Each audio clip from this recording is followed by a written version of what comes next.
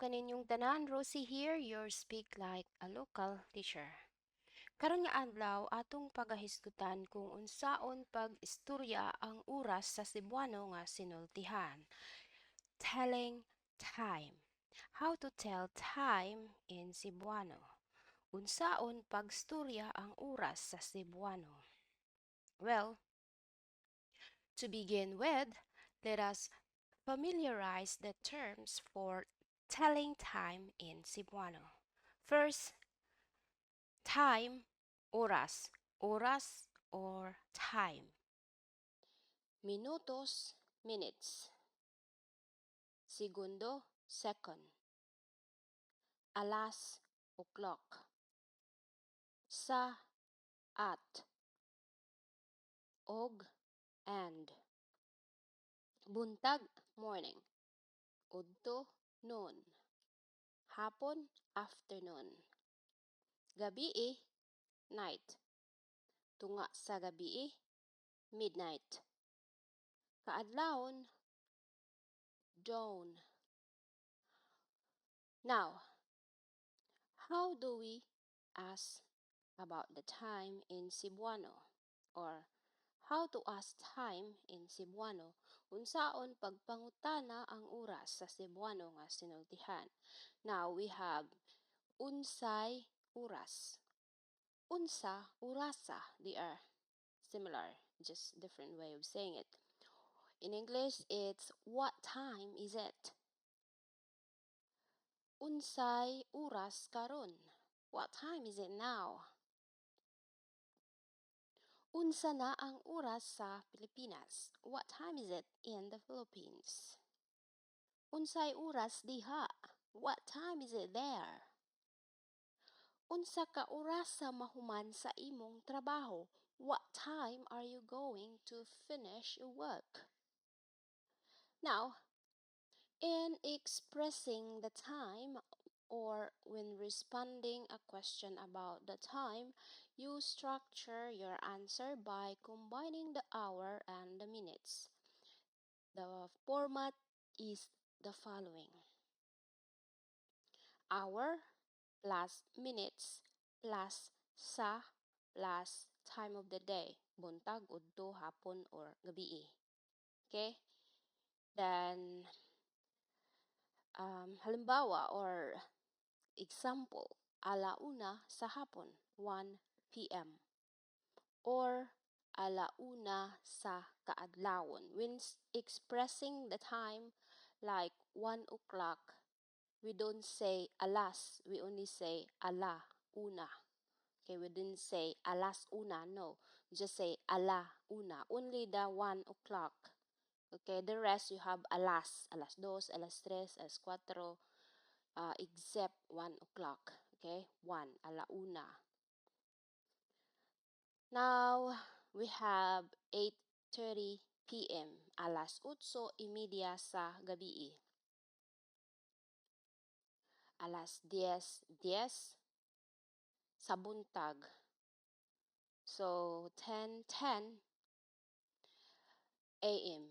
Or you can also say, nilabay ang 10 minutos sa alas 10 sa buntag. But that's for like maybe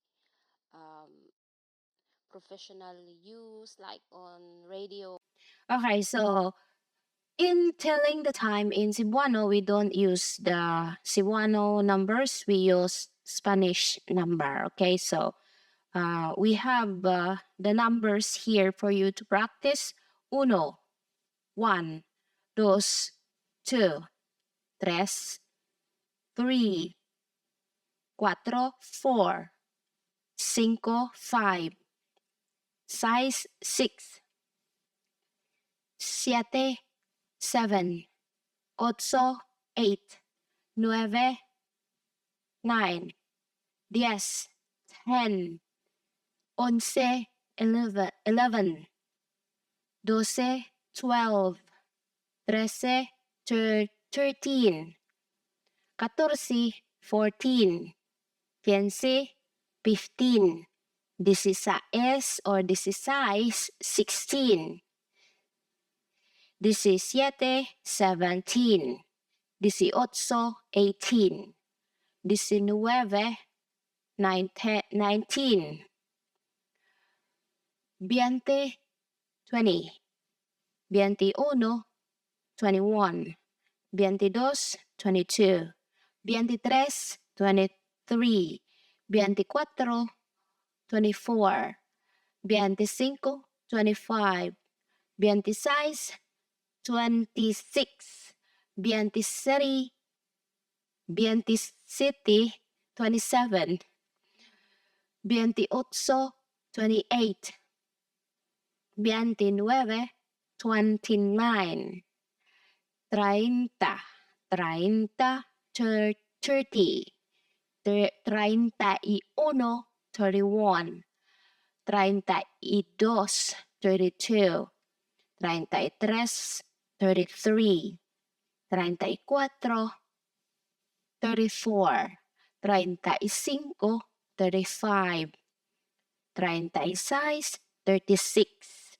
37, 37, 38, 38, 39, 39, 40, 40, 41, 41, 42, 42, 43, 43, 44, 44,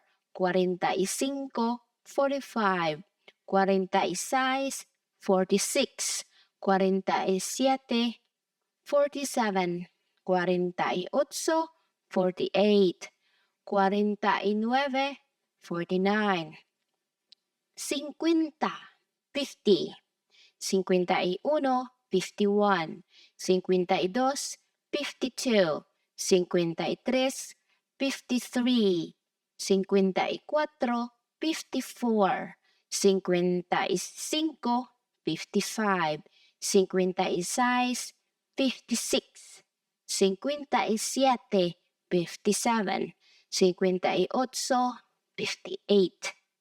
58, 59, 59, 60.